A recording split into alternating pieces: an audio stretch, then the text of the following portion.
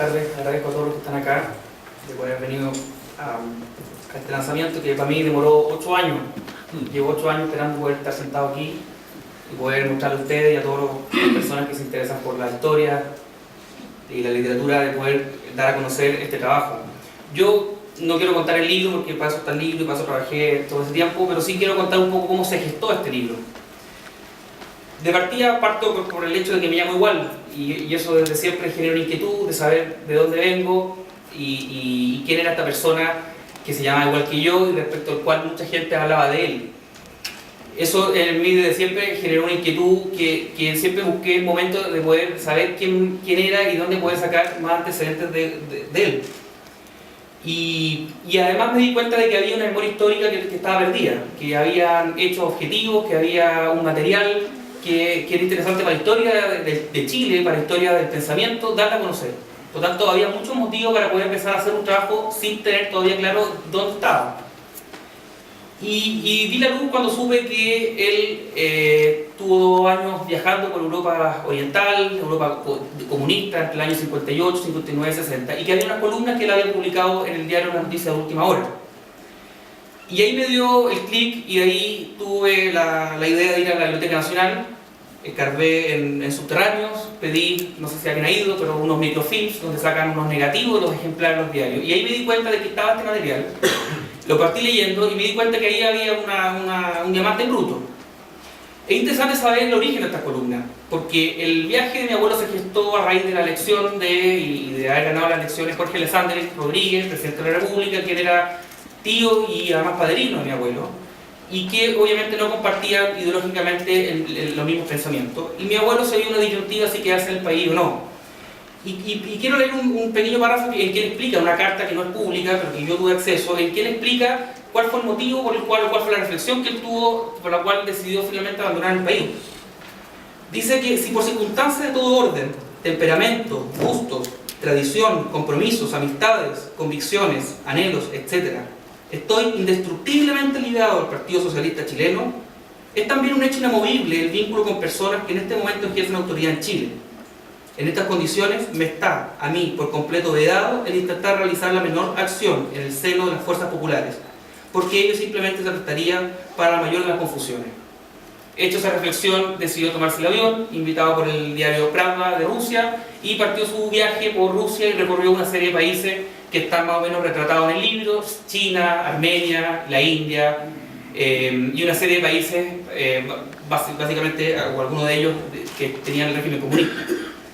Yo encontré ahí una oportunidad importante, empecé a leer las columnas, creo que había un material interesante, no solamente para quienes estamos ligados familiarmente a Arturo Mate, sino que para aquellos que se dedican a la historia, y creo que había una fuente de primera mano que no era conocida por historiadores. Y ahí partió la gran tarea de leer más de 1500 ejemplares de diario, que eran los diarios entre el año 58 al 60, en microfilms, que es una tarea bastante lenta. Y ahí tuve, después de varias sesiones, ejemplares originales que no estaban en acceso al público, me dieron una sala especial, me entregaron los tomos, y ahí pude mirar ya el papel en materialidad, lo cual es un cambio bastante importante. Y ahí recopilé la columna y después partió todo el trabajo de transcripción, que es un trabajo no menor, porque la letra del diario de la época y más la vejez del material hacía que había muchos párrafos que había que deducirlo, inventarlo, tratar de ver el contexto. Entonces eso tomó una tarea bastante lenta. Pero después de 8 años y de una lectura de más de 1500 diarios, logré finalmente sacar adelante este trabajo y logramos estar hoy día todos acá, poder lanzar este libro. Ahora, la segunda patita del libro era poder contextualizarlo un poco, porque éramos algunos los que conocíamos a mi abuelo, incluso los pocos que lo conocíamos no teníamos los antecedentes suficientes para poder entender con mayor profundidad el contenido de estas columnas. Entonces, partí con la segunda tarea de poder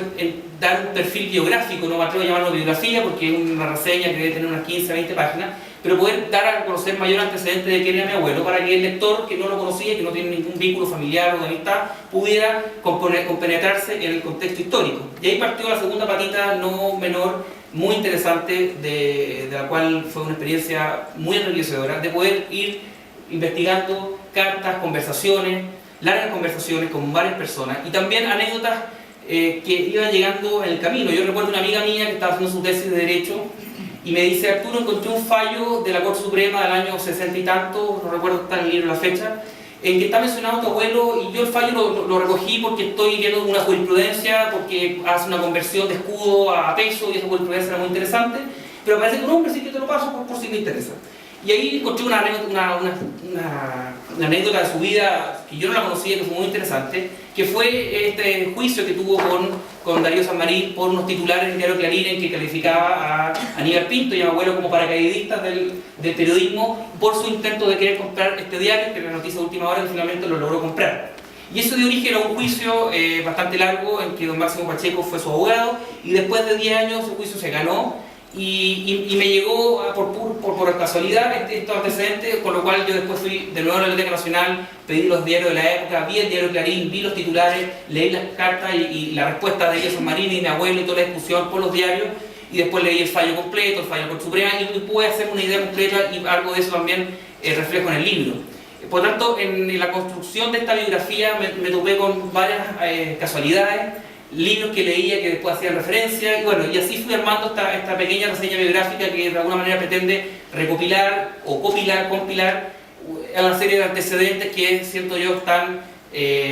dispersos en la memoria de muchas personas que están aquí y de otras personas que no están acá, y en cartas y en libros, etc. Yo no quiero referirme a quién era mi abuelo, yo me interesa que cada uno se haga su impresión del libro, aquellos que lo conocieron claramente lo tienen, y don Eduardo algo dijo de él. Yo solamente quiero decir de que de la lectura de las columnas de él, de lo que yo logré investigar de él, de lo que yo logré leer en sus cartas, de las conversaciones que tuve con la gente que lo conoció, la impresión que a mí me dejó fue que era un hombre que es un intelectual de verdad, una persona que se tomó en serio el oficio de la reflexión, el oficio de pensar, una persona con una creatividad intelectual, creo que de pocos. Claramente su pasión estuvo siempre en lo que era la agricultura, en lo que era el trabajo en la tierra y en lo que era la inculcación de valores, lo que era la educación. Esa fue mi conclusión. Fue una persona ingeniero de profesión, fue una persona que se dedicó al periodismo en la práctica de oficio, pero claramente de la lectura, por lo menos de esta columna, uno ve que era la agricultura, el trabajo agrícola, el trabajo de la tierra y la educación, sus dos grandes pasiones, y que uno se da cuenta a lo largo de su vida que siempre estuvieron presentes esas dos grandes pasiones. Finalmente, el Chillán se dedicó a administrar una comunidad agrícola y que logró fusionar esos dos grandes intereses, la administración de una comunidad agrícola y la implementación de una serie de técnicas educativas, una escuela rural, etcétera, muy interesante, que de alguna manera logró fusionar estos dos grandes intereses que a lo largo de su vida estuvieron siempre presentes. 5 adjetivos que yo creo que lo definen para no extenderme: una persona respetada, una persona enérgica, una persona sensible, una persona profunda y una persona inquieta. Sintió un amor genuino por su patria y puso siempre a su disposición su persona y sus ideas por el bien del país y no por un bien personal, y eso a mí me quedó bastante claro de la lectura de las columnas. Ustedes se dan cuenta de las columnas cómo va haciendo referencia de lo que él vive en Europa, de cómo esto le podía servir al país y cómo su impotencia de no poder llevar a cabo en Chile estas ideas que iban surgiendo día a día de su experiencia de Europa. Una persona siempre disconforme, que constantemente lo cuestionaba todo. No debe haber sido fácil tratar con él, creo yo, relacionarse con él, porque me imagino una persona que siempre estuvo inquieto, cuestionando, preguntando el porqué. La relevancia de este libro para la que lo conocimos, está claro, ¿no es cierto? Una persona que es parte de nuestras raíces, parte de nuestro pasado como familia, y de este libro permite darlo a conocer, pero creo que el libro va más allá del valor familiar. El libro permite conocer una época de Chile muy interesante, de los años 50, años 60, permite conocer en primera persona, en forma cotidiana, aquí una historia de la cotidianidad, de cómo operaba, cómo funcionaba el régimen comunista en la ex Unión Soviética y en China y en otros países, ¿no es cierto?, de Europa del Este, pero no en forma abstracta, no en forma intelectual, sino que en una forma cotidiana, entrevistando a los trabajadores agrícolas, entrevistando a unos astrónomos, entrevistando a líderes sindicales, etc. De la conversación con personas comunes y corrientes, él va armando una reflexión abstracta, teórica, de cómo funcionaba el régimen comunista, y en esta visión siempre crítica, resaltando qué era lo positivo y cuál a él le parecía que era lo negativo, siendo, sin embargo, sintiendo una identificación, ¿no es cierto?, con aquello. Hay una historia de la cotidianidad y creo que es muy interesante porque no es leer un libro de historia, son leer crónicas periodísticas que, sin embargo, hay reflexiones profundas, donde hay observaciones profundas y donde finalmente detrás de estas crónicas periodísticas hay un trabajo historiográfico no menor. quiero leer una referencia que para mí me hizo clic investigando estos libros y haciendo estos buceos en la Biblioteca Nacional, cuando leí una pequeña reseña en el Mercurio, un día o 2 días después de que mi abuelo murió, en que decía algo que a mí me hizo mucho sentido y que me dio más fuerza para poder publicar el libro. Decía en esta editorial del Mercurio: entre las más